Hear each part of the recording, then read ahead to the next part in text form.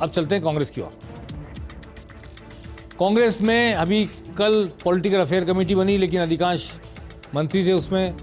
कुछ लोग थे, मोहन प्रकाश जैसे थे, और रघु शर्मा भी थे उसमें, मंत्री नहीं है लेकिन पहले मंत्री रह चुके हैं, और धीरज गुर्जर भी थे। कुछ लोग थे ऐसे, विधायक भी थे 2-3, लेकिन उससे कोई राजनीतिक संतुष्टि किसी को हो जाए ऐसा लगा नहीं। बस ये लगा कि राजनीतिक गठबंधन के फैसले, किसी व्यक्ति को पार्टी में लेकर के लड़ाने के फैसले लेते समय ये पॉलिटिकल अफेयर कमेटी छानबीन करेगी, राय रखेगी अपनी, और इलाके के लोग जो उस कमेटी में हैं या संबंधित लोग मालूमात करके बताएंगे, तोड़ के लाएंगे लोगों को, ये आदि आदि पॉलिटिकल काम करेगी। रंधावा उसके अध्यक्ष बनाए गए, क्योंकि उन्हें ही, बाकी सब तो चुनाव में लगे रहेंगे, उन्हें ही नीति बनानी है, रणनीति बनानी है, और आला कमान को रिपोर्ट भी करना है। पक्ष और प्रतिपक्ष में हुए बिना, किसी के साथ हुए बिना रिपोर्ट करना है। आला कमान उनके जरिए सीधे हस्तक्षेप करने की स्थिति में रहेगी और सीधे जानकारी लेने की स्थिति में रहेगी। लेकिन आज ये नई बात पता लगी है कि करीब 40 लोगों की राजनीतिक नियुक्तियां किसी भी समय हो सकती है। 75 लोगों की लिस्ट बनी थी आज की 15-20 दिन पहले, 25 दिन पहले, फिर वो रुक गई। जब पहले 85 सचिवों की लिस्ट रुकी थी, इसलिए रुक दी गई, फिर बाद में वो सेटलमेंट हुआ, धीरे धीरे सेटल होते होते चीज़ें सेटल आई। आज जो खबर छनकर बाहर आ रही है वो ये कि 75 में से 40 नामों पर सहमति बन गई है। 40 कांग्रेस जनों को राजनीतिक नियुक्ति कभी भी मिल सकती है। कुछ बोर्ड, कुछ निगम, हो सकता है उनमें कुछ यूआईटी भी हो, हालांकि उसमें करने के लायक कुछ बचा नहीं है।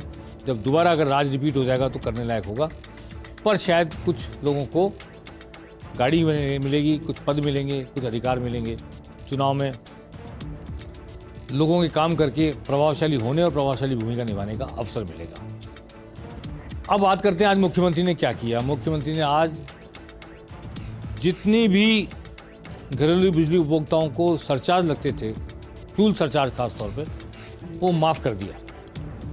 मुझे पिछले दिनों राजेंद्र राठौड़ के एक बहुत करीबी व्यक्ति ने एक बिल दिखाया था जिसमें जीरो बिल था, उपभोग जीरो था, और 2 लाख रुपए फ्यूल सरचार्ज लिखा था। तो उन्होंने कहा हम तो लिखवा लाए इंजीनियर से ताकि ये मुद्दा बना सकें। तो आज ऐसे मुद्दों को ख़त्म कर दिया मुख्यमंत्री अशोक गहलोत ने।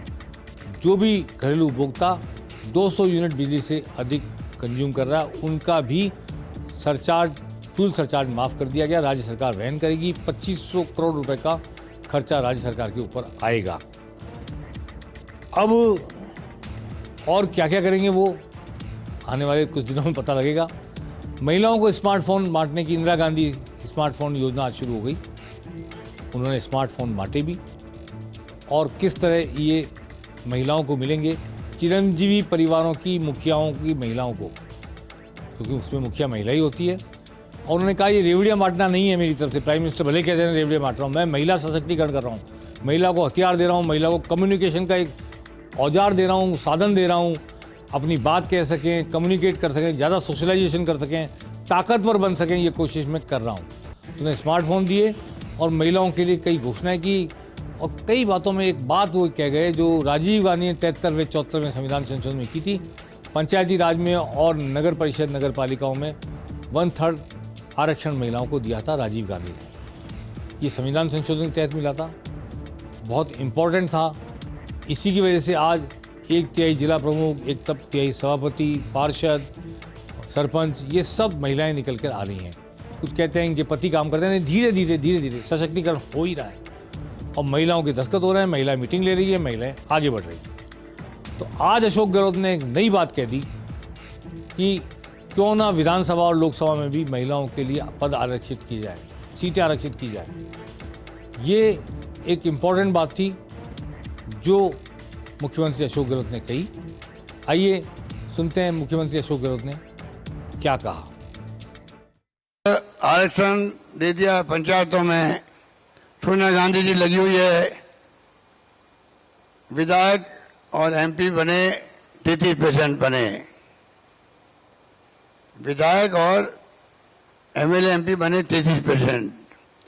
लोकसभा में प्रस्ताव पास हो गया, अटक गया राज्यसभा के अंदर। आज ही तो कल हो सकता पास हो जाए। हो सकता है जो आज हम बैठे ऊपर, ये महेश जोशी है और अमित कागजी सब बैठे हैं, अध्यक्ष जी, हमारी खुद की सीट अगर हो गई महिलाओं के लिए आरक्षण, तो फिर हमें भी घर बैठना पड़ेगा। लालचंद बैठे हैं, लालचंद खुद ही लालचंद है वो तो।